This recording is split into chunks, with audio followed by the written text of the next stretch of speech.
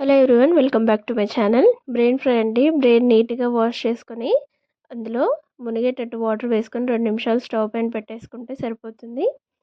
ఇప్పుడు ఇంకో ప్యాన్ పెట్టేసుకొని ఆనియన్స్ వేసి లైట్ గోల్డెన్ బ్రౌన్ అయిన తర్వాత అల్లం వెల్లుల్లిపాయ పేస్ట్, పసుపు వేసి పచ్చివాసన పోయిన తర్వాత తగినంత కారం, ఉప్పు, ధనియాల పొడి వేసుకొని ఒక్కసారి కలిపిన తర్వాత అందులోకి కొద్దిగా వాటర్ వేసుకోవాలి.